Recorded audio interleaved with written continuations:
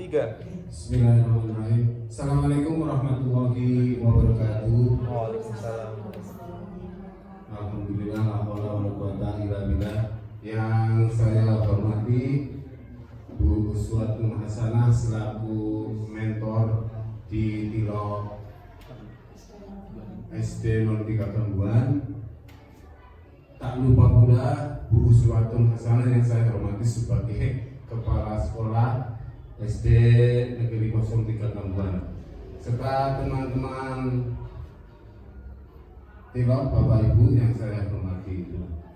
Untuk meningkat waktu, untuk orientasi pengenalan nilai dan etika bagi P3K di lingkungan pemerintah Kabupaten Pemalang tahun 2023. Untuk yang urutan yang pertama, untuk mempresentasikan hasil seminarnya Bapak Agus Arianto. Waktu dan tempat saya persilakan.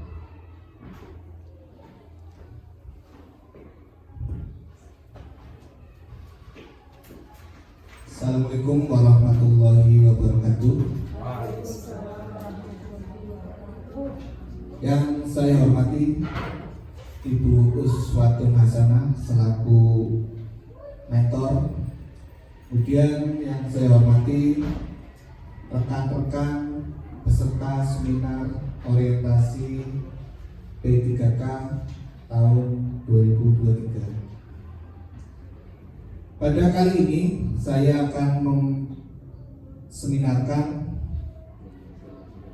pengenalan nilai dan etika bagi P3K di lingkungan pemerintah Kabupaten Malang tahun 2023 dengan Tilok di SD Negeri 03 Kambuan angkatan 25. Kemudian yang pertama saya bacakan identitas saya dulu.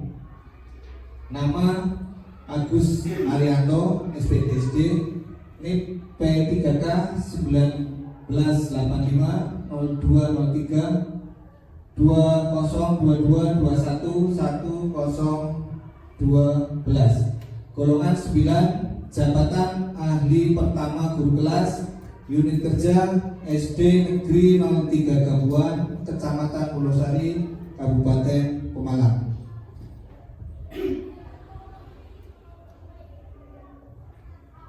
Yang akan saya sampaikan di sini adalah pertama, visi dan misi sekolah. Visi satuan pendidikan berbekal iman dan takwa, santun dalam perilaku, unggul prestasi, dan cerdas berpikir. Kemudian misi dari sekolah, pertama meningkatkan kegiatan pembelajaran, pelatihan, dan bimbingan dalam pembinaan keimanan yang kontinu, tercipta siswa yang takwa terhadap Tuhan Yang Maha Esa dan berbudi yang luhur. Kedua, menumbuh kembangkan budaya sopan santun dalam tutur kata dan santun dalam perilaku untuk mencapai kegiatan pembelajaran. Yang ketiga, meningkatkan kegiatan pembelajaran dan bimbingan melalui intra dan ekstrakurikuler sehingga tercipta siswa cerdas, terampil, dan sehat dalam berpikir. Ini akan direalisasikan dengan rencana kerja Kepala Sekolah SD Negeri 03 Kambuan.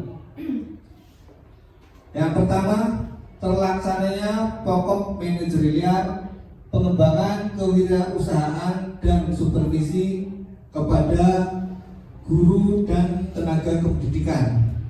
Kedua, pengelolaan anggaran SD Negeri 03 Kambuan yang optimal. Yang ketiga, terlaksananya direktif pemimpinan yang sesuai dengan sasaran kinerja organisasi, perjanjian kerja, tugas pokok, jabatan kepala sekolah. Kemudian selanjutnya rencana kerja PPK yang sesuai dengan nilai ASN berakhlak. Ini sesuai dengan visi Kabupaten Pemalang. Terwujudnya Kabupaten Malang yang adil makmur, agamis, dan angeni. Rencana kerja P3K selama kurun waktu 5 tahun.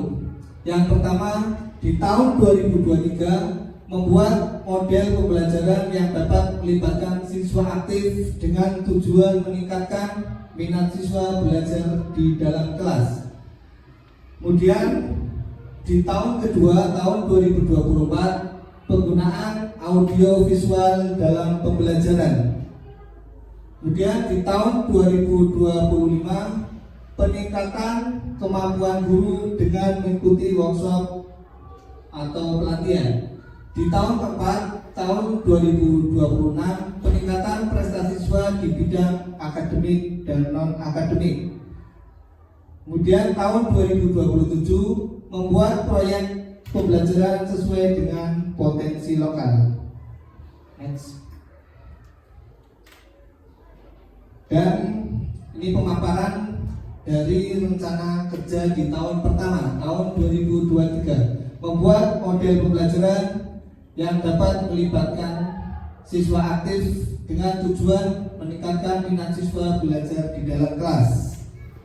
Ini langkah yang akan kita lakukan. Pertama, menentukan materi, kemudian menentukan model pembelajaran yang tentunya sesuai dengan materi yang akan kita pilih. Ini contohnya model bermain peran.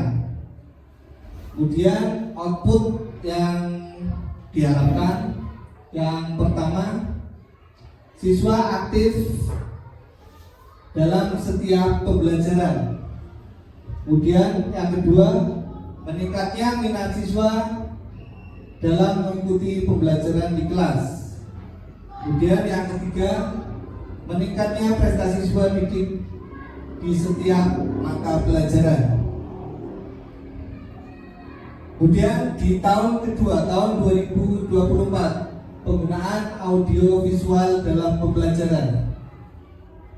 Langkah yang kita lakukan, pertama, menyiapkan alatnya. Yang pertama laptop, kemudian proyektor, kemudian aplikasi yang kita gunakan. Aplikasi yang kita gunakan misalnya PowerPoint, bisa Google Meet atau Google Classroom. Kemudian output yang diharapkan. Yang pertama, pembelajaran yang menyenangkan bagi siswa, kemudian minat belajar siswa meningkat, kemudian yang ketiga tentunya prestasi siswa akan meningkat. Kemudian di tahun 2025, meningkatkan kemampuan guru dengan mengikuti workshop atau pelatihan. Langkah yang kita lakukan,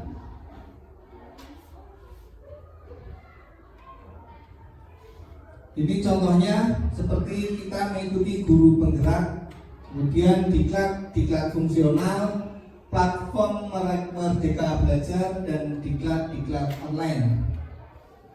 Output yang diharapkan, kemampuan guru akan meningkat, kemudian guru update di setiap waktu, kemudian bisa mengikuti perkembangan dan teknologi. Kemudian di tahun 2027 membuat proyek pembelajaran sesuai dengan potensi lokal. Ini yang contohnya kita akan membuat gelar hasta karya. Gelar hasta karya ini nanti dipamerkan kepada wali murid. Kemudian kita bisa membuat market day. Terus ini contohnya, contoh yang hasta karya siswa. Kemudian next. Kemudian tugas dan kewajiban P3K ini melekat. Yang pertama, menyusun rencana pembelajaran, kemudian melaksanakan pembelajaran dan bimbingan, mengevaluasi proses dan hasil belajar, proyek profil pelajar Pancasila, mengikuti kegiatan KKG, dan melaksanakan tugas dan pembelajaran. Berikut ini merupakan foto dari orientasi kita selama tanggal 30 Maret sampai dengan tanggal 10 April. Kiranya itu yang dapat saya sampaikan.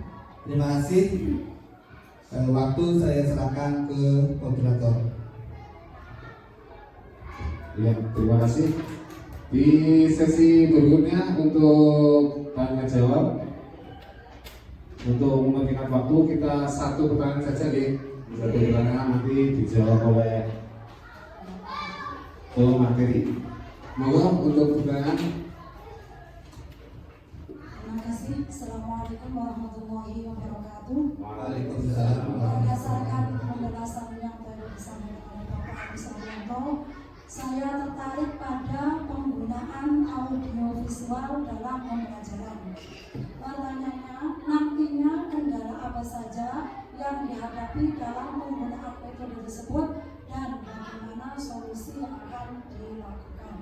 Ya, terima kasih kepada Bu Alfian atas pertanyaannya. Ini pertanyaan yang cukup menantang. Kendala apa saja yang dihadapi dalam penggunaan audiovisual dan dalam pembelajaran?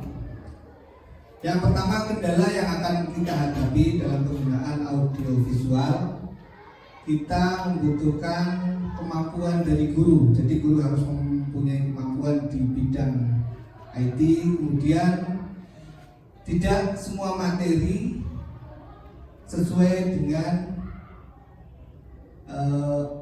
video yang akan kita cari. Ada beberapa materi yang sulit kita cari, kemudian membutuhkan waktu bagi guru untuk menyusunnya, karena kita harus mencari video, membuat video, mengedit. Kemudian dalam video juga nanti ada bahasa yang kurang bisa dipahami oleh anak. Nah, bagaimana solusinya? Yang pertama, kita harus lebih sering belajar di bidang IT. Kita juga harus sering membuka internet. Kita mencari wawasan di internet sebanyak mungkin sebagai tambahan ilmu kita, ya, sehingga kita bisa mengikuti atau menguasai dari audio visual itu. Apa yang kita harapkan di siswa bisa mengenal sehingga pembelajaran bisa berjalan dan lancar. Kiranya itu waktu saya kembalikan ke mediator. Ya, terima kasih. Kasih aplaus untuk Bapak Agus Arianto atas pemaparannya.